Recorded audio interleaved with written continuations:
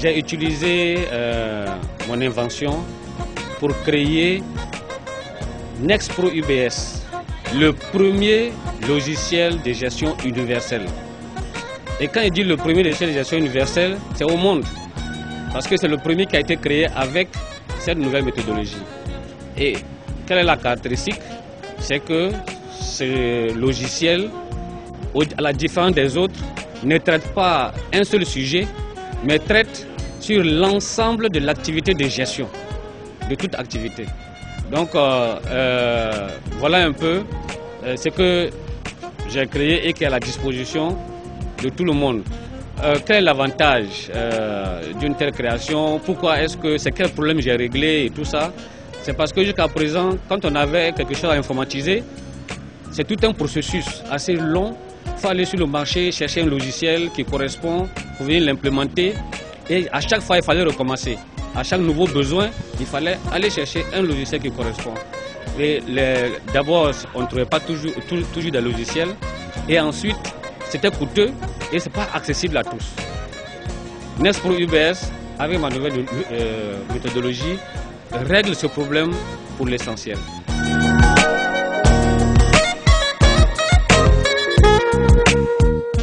Moi, je suis informaticien, j'ai plus de 30 ans d'expérience dans la matière.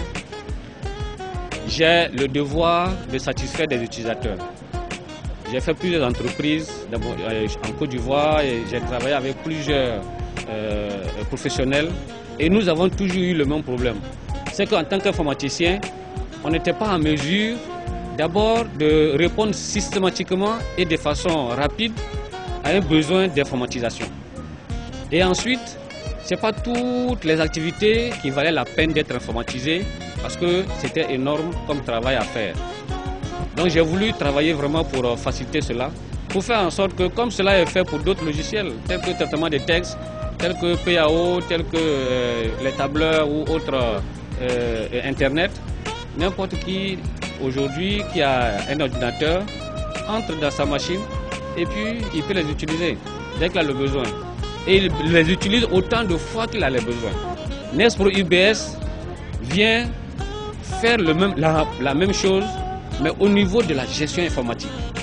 C'est-à-dire, quelle que soit l'activité que vous avez, je peux citer des choses ordinaires, gestion des stocks, gestion du personnel, gestion d'entreprise, gestion de société, gestion de secrétariat, de courrier, gestion de projet.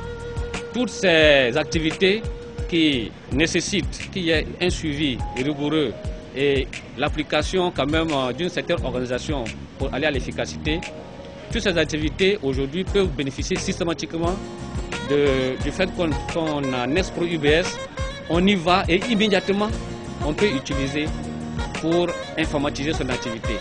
Et on y va chaque fois qu'on a un besoin. Il ne s'agit pas d'utiliser une fois pour un, une fois pour l'autre, mais dans le même logiciel, on peut aller pour satisfaire à tous ces besoins. Donc c'est vraiment un logiciel exceptionnel, un logiciel révolutionnaire. En plus, on peut le faire seul, mais si c'est sur un réseau, on peut le faire à plusieurs, dans le même logiciel.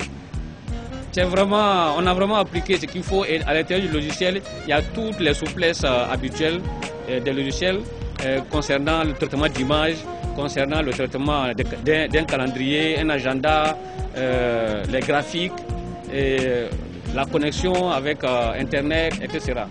On a vraiment fait le nécessaire, et nous continuons encore à travailler à parfaire cela.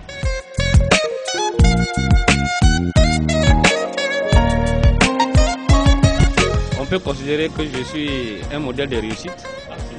Donc, moi j'ai donné mon exemple. En tout cas, je m'appuie sur mon expérience. Ce que je peux dire aux jeunes, c'est d'abord, en gros, le point zéro, c'est les encourager à entreprendre. Il ne faut pas reculer devant l'entrepreneuriat parce que, tout le monde le dit, c'est l'avenir de nos États. Mais d'abord, il faut bien apprendre son métier. Il faut prendre le temps d'avoir ses diplômes, à faire son expérience sur le terrain, connaître son boulot. Ensuite, lorsque cela est fait, il faut prendre le temps de se préparer, de s'aménager un minimum de pouvoir économique. Parce que lorsqu'on veut entreprendre, il ne faut pas être un nécessiteux. Il ne faut pas être quelqu'un qui, pour son quotidien, même, a besoin de tendre la main. Il faut régler ça avant de se lancer dans un défi.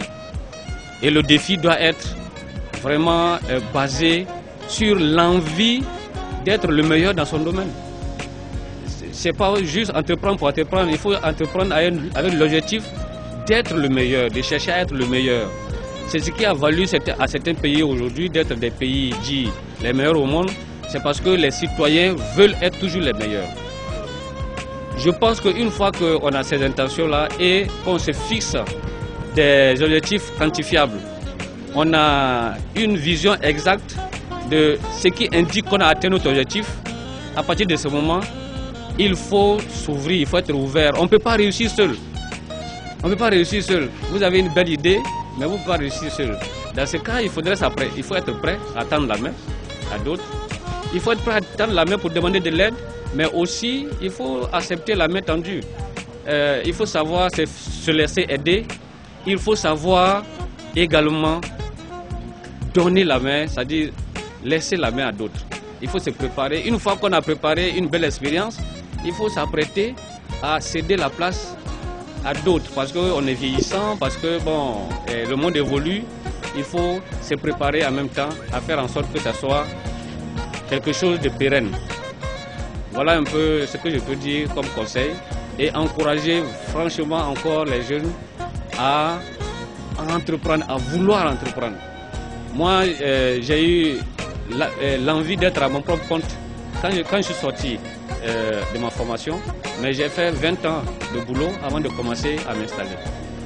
C'est important parce que depuis, mon projet sur son coût il est très coûteux, c'est des centaines de millions que ça coûte, je ne les ai pas, mais pour vivre au quotidien, je n'ai pas besoin de demander à quelqu'un de me donner l'argent parce que j'ai pris le temps de faire ce qu'il faut pour être économiquement indépendant.